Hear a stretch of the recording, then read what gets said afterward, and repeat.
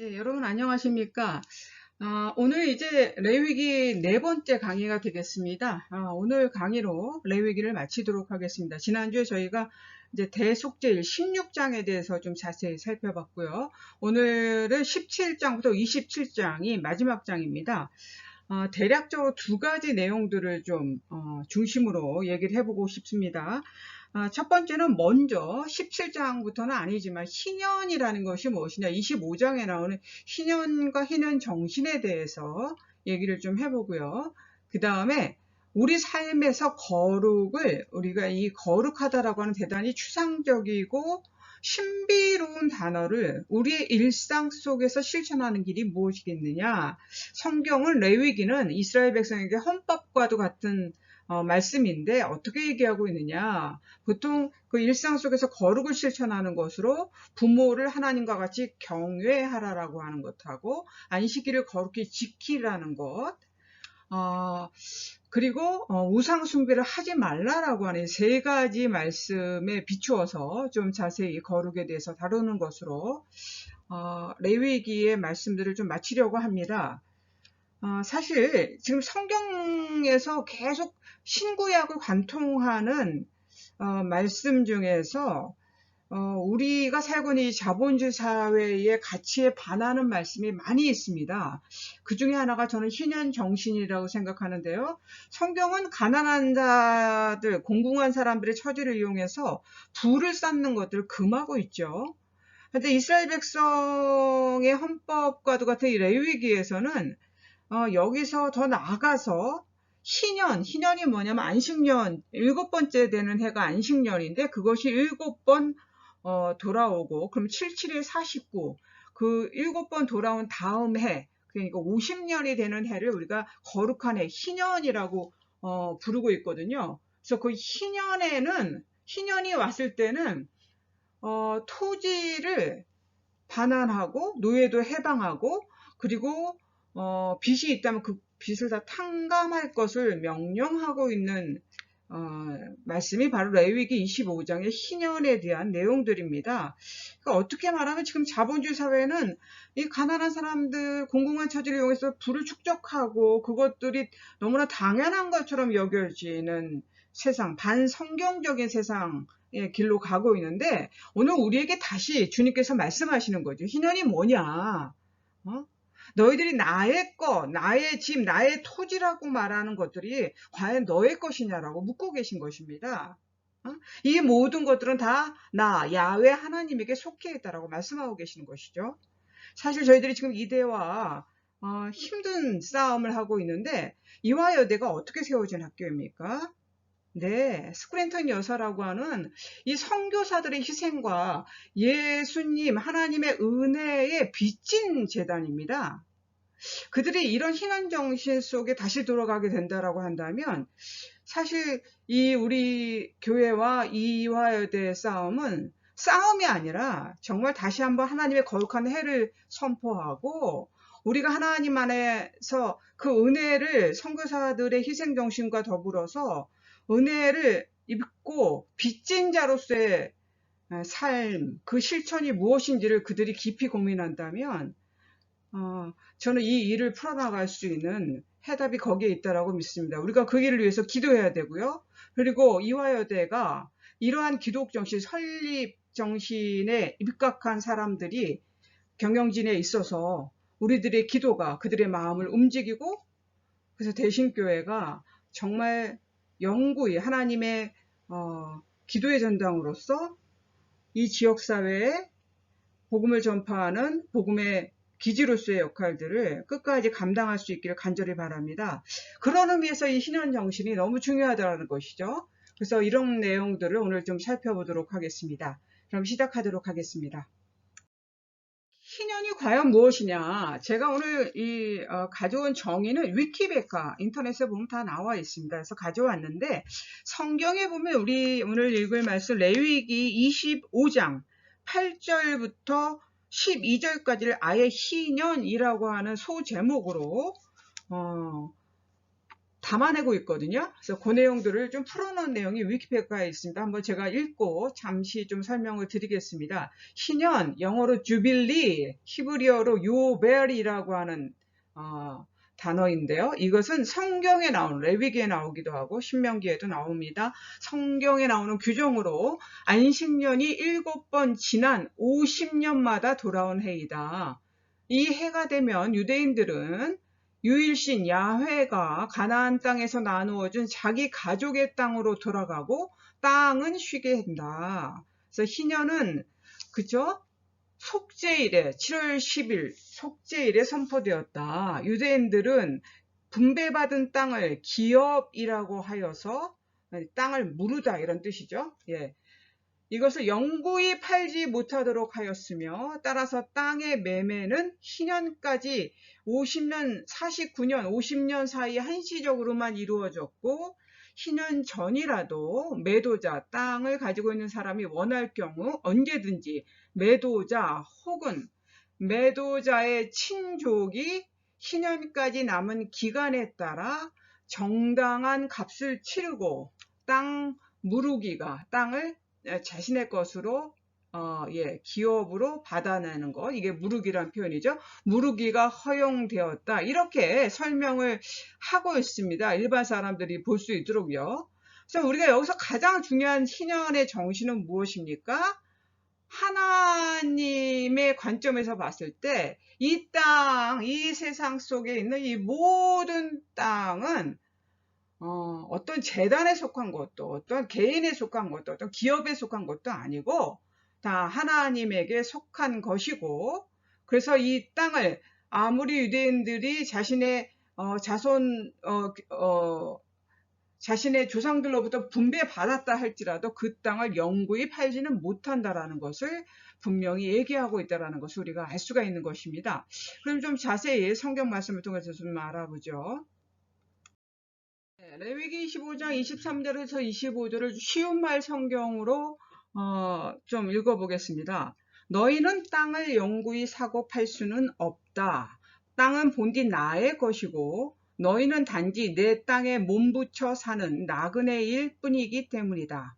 그러므로 너희가 유산으로 보유하고 있는 땅은 나라 안 어느 곳에 있든 그 땅을 사고 팔 때에 다시 물을 수 있는 권리를 허용해야 한다.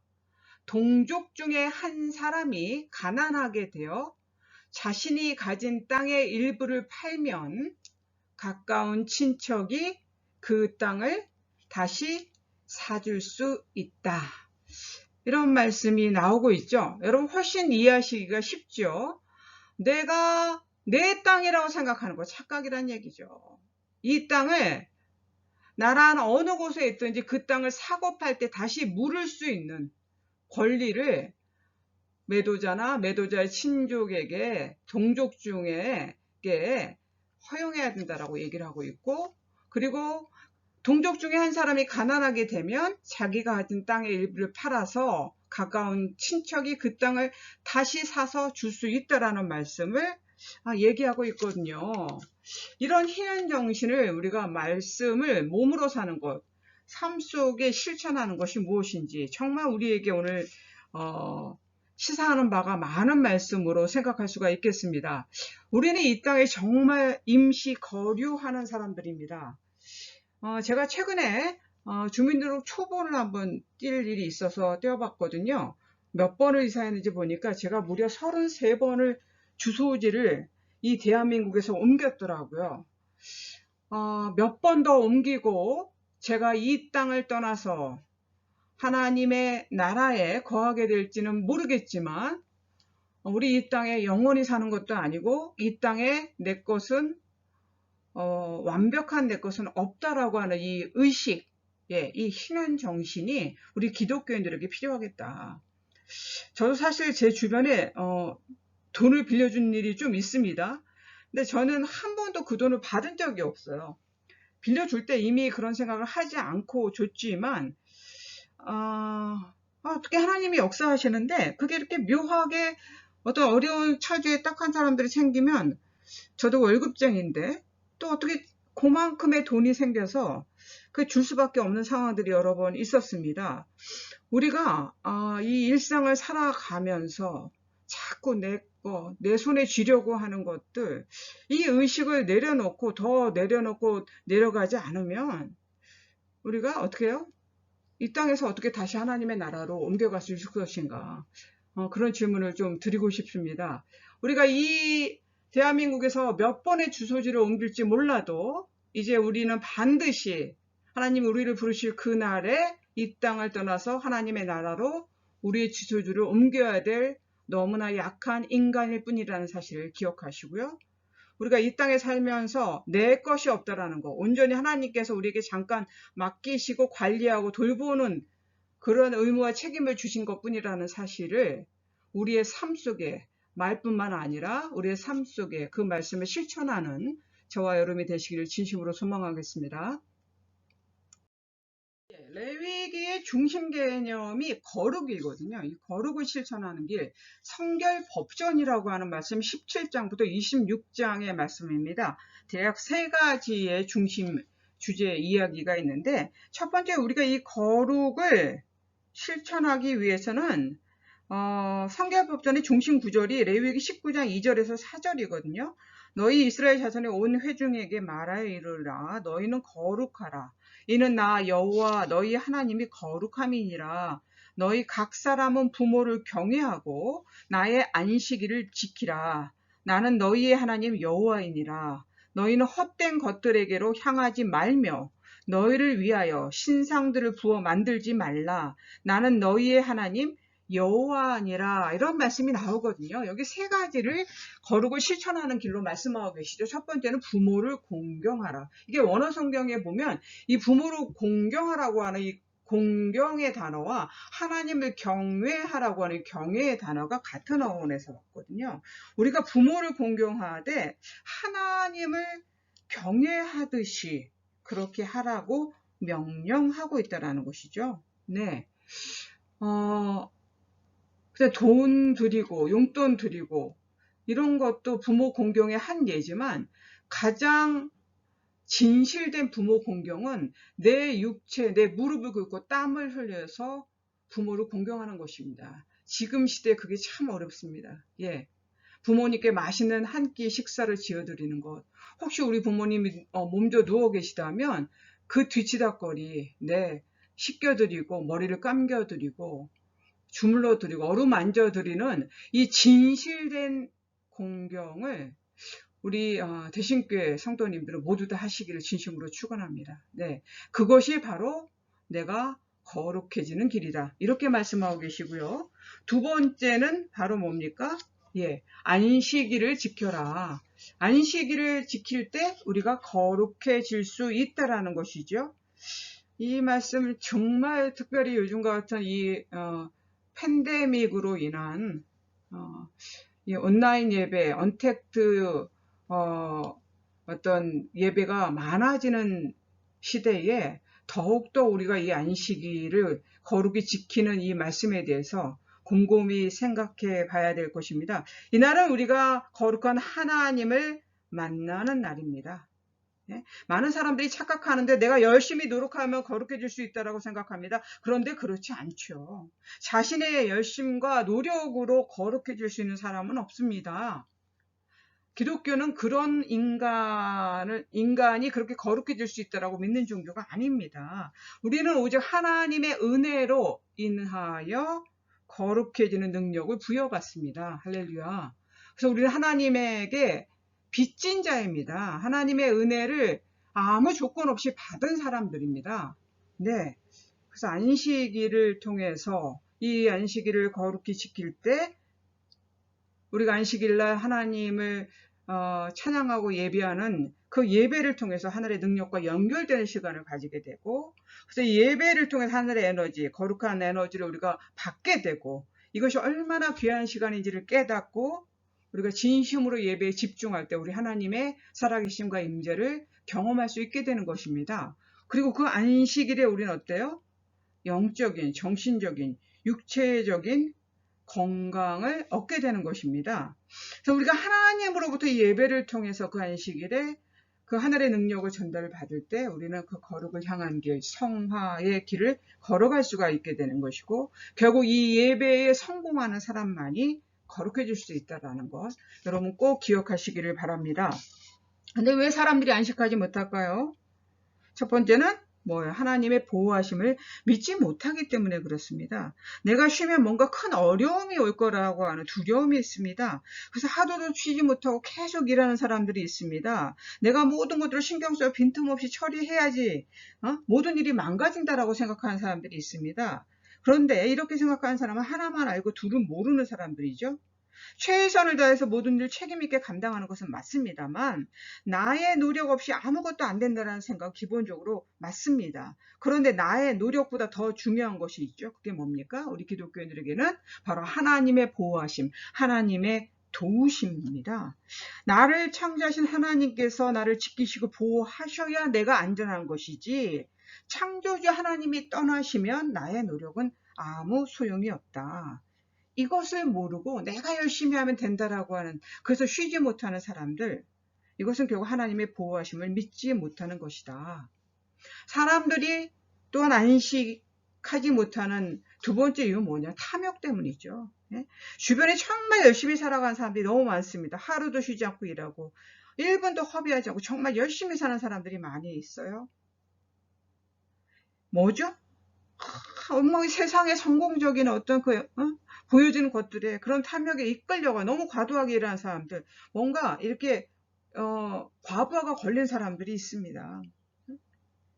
하나님 이거 원하지 않으십니다.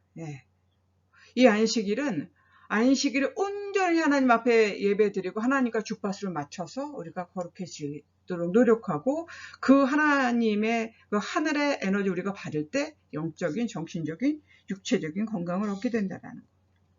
세 번째로 우상을 섬기지 말라라고 거룩을 실천하는 길로 말씀하고 계시죠. 우상을 만들지도 말고, 그렇죠? 19장 4절에 보면 나오죠. 레위기 19장 4절에 너희는 헛된 것들로 향하지 말며 너희들을 위하여 신상들을 부어 만들지 말라. 나는 너희의 여호와 하나님이시니라. 이렇게 말하고 계시거든요. 사람들이 자꾸 우상을 만들어요. 지금 얼마나 사람들이 돈을 좋아합니까? 명예를 탐합니까? 이거 다 우상이죠. 인기를 탐합니까? 사랑을 탐합니까? 이거 다 우상입니다. 두 번째는 이방 민족의 풍습을 따르지 말라. 이 우상 숭배는 단순히 종교적 문제가 아니고요. 온갖 종류의 도덕적인 죄가 이 우상 숭배의 문을 통해서 우리에게 들어옵니다. 그래서 레위기 18장 3절에 보면 너희는 너희가 거주하던 애굽 땅의 풍속을 따르지 말며 내가 너희를 인도할 가나안 땅의 풍속과 규례도 행하지 말라라고 분명히 말씀하고 있거든요. 여기서 말하는 이 애굽과 가나안 땅의 풍속이 뭡니까? 레위기 18장에 보면 아주 다양한 이방의 풍속이 나오고 있어요. 18장 6절에는 근친 상간이죠. 각 사람은 자기의 살구치를 가까이 하며 그의 하체를 범하지 말라. 나는 여호와니라. 나오고 있습니다. 중혼이 나오고 있죠. 레위기 18장 18절이죠. 너는 아내가 생존할 동안에 그의 자매를 데려다가 그의 하체를 범하여 그로 질투하게 하지 말지니라. 그런 말씀이 나오고 있고, 레위기 18장 21절에 보면 유아 희생 제사를 금하고 있죠. 너는 결단코 자녀를 몰래에게 주어 불로 통과하게 함으로 내 하나님 여호와의 이름을 욕되게 하지 말라. 나는 여호와이니라. 동성애를 금하고 있죠. 창세기 1장 28절의 말씀, 그리고 레위기 18장 22절의 말씀이죠. 너는 여자와 동침한 같이 남자와 동침하지 말라. 이는 가증한 일이니라. 이러한 것들, 그 밖에 간음죄, 동물과 교합하는 행위, 무당을 통한 주술행위, 이거 다 우상을 따르는 이방인들의 풍속들로 규정해서 이것들을 본받지 말라고 분명히 말씀은 경고하고 있습니다. 이런 이방 민족의 풍습을 따르지 말라. 세 번째는 영적 우상, 그래서 다른 말로 하면 세상적 가치를 배척해라. 신전에 세워진 우상도 배척해야 되지만, 멀리해야 되지만, 더욱 멀리해야 돼. 우리 마음에 이미 심겨진 이 영적인 우상, 세상적 가치를 배척해야 되겠죠.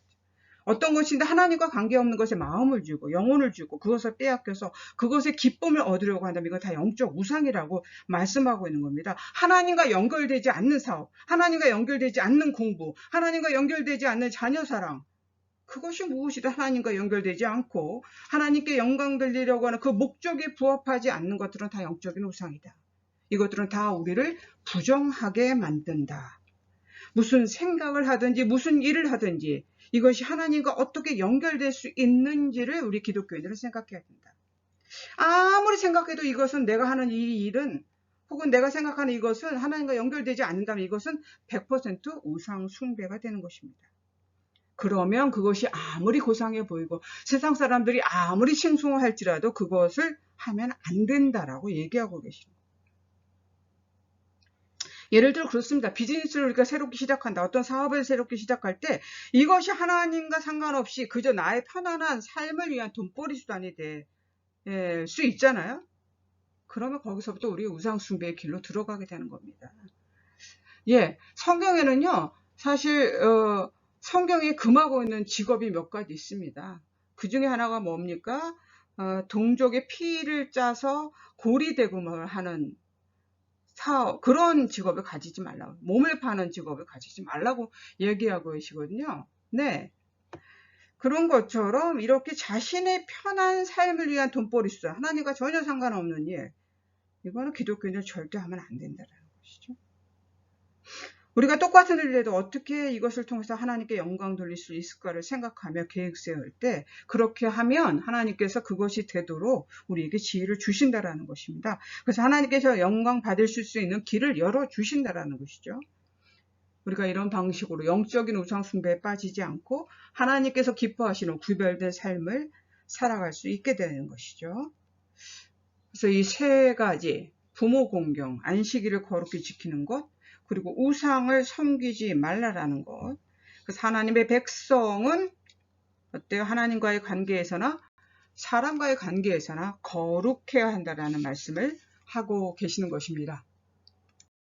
레위기의 마지막 장 27장에는 거룩한 서원, 예물에 대해서 얘기를 하고 있습니다. 1장에서 8절은 사람을 하나님께 구별하여 드리는 것, 그 다음에 9절부터 13절까지는 가축을 드리는 말씀에 대해서 설명하고 있고 14절에서 25절까지는 집과 말을 드리는 것, 그리고 26절부터 33절까지는 첫 열매와 11조를 드리는 것에 대해서 말씀하고 있습니다. 이 말씀들을 지금 이 시간에 다 읽을 수는 없지만 이 중에서 가장 핵심적으로 중요한 두 가지, 먼저 첫 번째는 돈 없는 사람도 헌신할 수 있다. 이걸 꼭 기억하셔야 되는데 27장 8절의 말씀이죠. 제가 읽어드리겠습니다. 그러나 서원자가 가난하여 내가 정한 값을 감당하지 못하겠으면 그를 제사장 앞으로 데리고 갈 것이요 제사장은 그 값을 정하되 그 서원자의 형편대로 값을 정하지니라. 이런 말씀이 나오고 있거든요. 하나님께서 원하시는 건 큰 금액이 아니라 뭐예요? 내가 지금 좀 빈곤한 처지, 딱한 처지일지라도 우리가 얼마나 정성되게, 진실되게 하나님께 바칠 수 있냐라고 하는 우리의 진실한 마음이라는 것. 예, 이게 첫 번째 가장 중요한 얘기가 되겠고, 두 번째는 27장 13절의 말씀이죠. 서원한 것을 취소하지 말라. 이런 말씀입니다. 만일 그가 그것을 물으려면 내가 정한 값에 그 5분의 1을 더할지니라. 서원한 것은요, 손해가 오더라도 그대로 지키라는 성경의 가르침의 말씀이 바로 나오고 있습니다. 그리고 이제 26절부터 33절에 보면 이제 처음 난 가축을 어떻게 드리는지 그 첫 열매들에 대해서, 그리고 28절, 29절은 여호와께 온전히 바쳐진 것들이 무엇인지, 그 다음에 30절부터 34절까지는 10분의 1은 여호와 하나님의 것이다라는 것을 분명히 성경에서 말씀하고 계십니다. 우리의 시간, 정성, 물질 분명하게 구별해서 하나님께 바치는 사람이 하나님 앞에 거룩한 자의 복을 받을 수 있는 자라는 거 여러분 기억하셨으면 좋겠습니다. 네, 레위기의 주제는 거룩이었습니다. 하나님께서 거룩하시니 우리도 거룩해야 한다는 것이죠. 우리는 이 거룩의 명령을 우리의 삶의 모든 영역에서 실천해야 됩니다. 교회뿐만 아니라 우리 세상 속에서, 우리 이웃과의 만남 속에서 우리 거룩을 실천해야 될 줄로 믿습니다. 장소나 상황과 상관없이 언제 어디서나 하나님의 백성으로 거룩하게 사는 사람이 진정한 신앙인입니다. 하나님, 우리 대신교회가 하나님의 거룩한 성소로 쓰임받기를 간절히 원합니다. 이곳에서 주의 살아계심과 임재를 경험하길 원합니다. 이곳에 예배하는 우리 모두가 하나님의 거룩한 자녀로서의 삶을 살아가게 도와주시옵소서. 언제 어디서나 하나님의 백성으로서 주님을 높이고 영화롭게 하는 우리 모두가 되도록 역사해 주시옵소서. 주 예수 그리스도의 이름으로 간절히 기도드리옵나이다. 아멘.